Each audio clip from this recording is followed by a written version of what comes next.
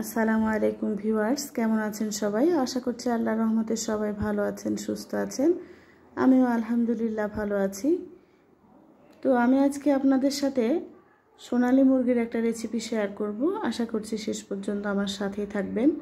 তো আমি মুরগির মাংসে আলু দেওয়ার জন্য কিছু আলু টুকরো করে কেটে নিয়েছি। সেই আলুগুলো এখন হলুদ আর লবণের সাথে ভালোভাবে ভেজে নিচ্ছি। ভেজে আলুগুলো তুলে নেব। এই ফাঁকে আমার ভাই বোনদের কাছে রিকোয়েস্ট করছি, আজকে প্রথম আপনারা যারা আমার চ্যানেলটি ভিজিট করছেন, প্লিজ আপনারা আমার চ্যানেলটি সাবস্ক্রাইব করবেন, লাইক কমেন্ট শেয়ার করে দেবেন।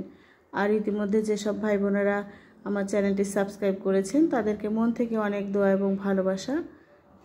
তো আলুগুলো যখন ভাজা হয়ে গেছে, আলুগুলো তুলে নিচ্ছি, তারপরে চলে যাব মূল রান্নায়। আমার বাচ্চারা আলু খেতে ভীষণ পছন্দ করে মাংসের সাথে, তাই আমি আলু দিয়ে দিচ্ছি। আপনারা চাইলে আলু ছাড়াও রান্না করতে পারবেন। তো এই একই তেলের ভিতরে আমি পেঁয়াজ কুচি দিয়ে দিলাম। পেঁয়াজ কুচিগুলো ভালোভাবে ভেজে নেব আর বাকি মশলাগুলো দিয়ে দেব এর সাথে। এখানে আমি দিয়ে দেব তেজপাতা, এলাচ, দারুচিনি দিয়ে 3 থেকে 4 মিনিট ভাজার পরে মশলাগুলো যখন ভাজা ভাজা হয়ে যাবে, তো এখান থেকে কিছু মশলা আমি তুলে নেব। যে মশলাটাকে আমরা ভাজনা বলি, সব ধরনের পেঁয়াজ দিয়ে তারপরে গরম মশলা, জিরা দিয়ে ভেজে তুলে নিয়ে পাটায় বেটে আমরা একটা মশলা করি, সেটাকে আমরা ভাজনা বলি। অনেক অঞ্চলে অনেক নামে হয়তো ডাকেন। তো গরম মশলাগুলো এখানে দিয়ে দিচ্ছি। গরম মশলার সাথে পেঁয়াজগুলো ভালোভাবে ভেজে নেব। 3 থেকে 4 মিনিট ভাজলে কিন্তু একেবারে ভাজা ভাজা হয়ে যাবে। তো কিছুটা পেঁয়াজ আমি তুলে নিয়েছি এখান থেকে, তার ভিতরে দিয়ে দিচ্ছি লবণ, মরিচের গুঁড়া।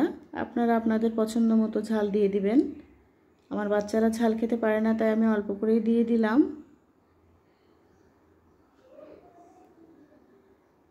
দিয়ে দেব হলুদের গুঁড়া।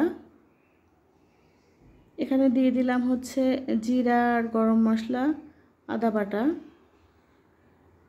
তারপরে দিয়ে দিচ্ছি হলুদের গুঁড়া। তো হলুদের গুঁড়াটা আমার শেষ হয়ে গেছে, তাই আমি বয়মটা ঝাঁকিয়ে সবটুকুই দিয়ে দিলাম। এখন সামান্য একটু পানি দিয়ে মশলাটা ভালোভাবে কষিয়ে নিতে হবে। মশলাটা কষা যত ভালো হবে, মাংস রান্নাটা তত সুন্দর হবে। তো মশলা ভালোভাবে কষিয়ে নিয়ে এর ভিতরে দিয়ে দিব আমি কেটে ধুয়ে পরিষ্কার করে রাখা মোরগ। এটা সোনালী মোরগ। তো মাংসগুলো আমি দিয়ে দিচ্ছি, তারপরে মশলার সাথে ভালোভাবে কষিয়ে নেব।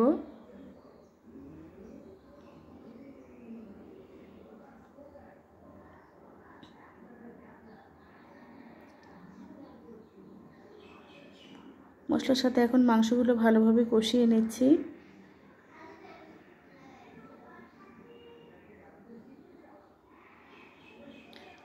এখন ঢাকনা দিয়ে বেশ কিছুক্ষণ মাংসগুলো কষিয়ে নিতে হবে।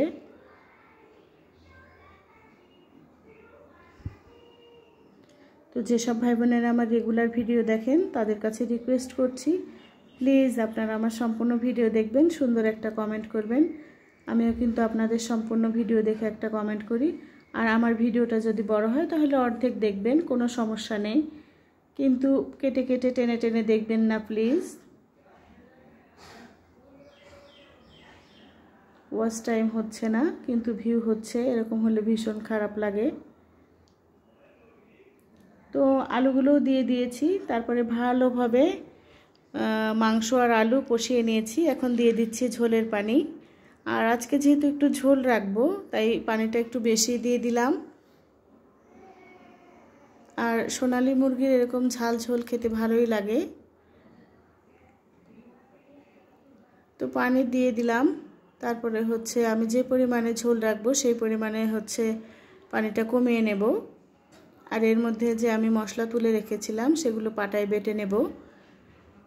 ভাজনা আর এরকম ঝোলের তরকারিতে ভাজনাটা বেটে দিলে দারুণ লাগে খেতে, ঝোলটা অনেকটা গাঢ় হয়। তো ভাজনা আমি বেটে নিয়েছি, এখন ভাজনাটাও দিয়ে দিচ্ছি। অনেক অঞ্চলে হয়তো এটাকে শাক বাটা নাকি যেন বলে, কিন্তু আমরা বলি ভাজনা বাটা। তো এরকম একটু ঝোল তুলে নিয়ে ভাজনাটা ভালোভাবে গুলিয়ে দিয়ে দিচ্ছি।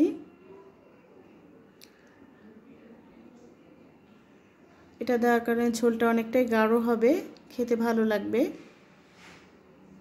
এরপরে আমি অফ ক্যামেরায় দিয়ে দিয়েছিলাম হচ্ছে জিরার গুঁড়া, যেটা আপনাদের দেখানো হয়নি।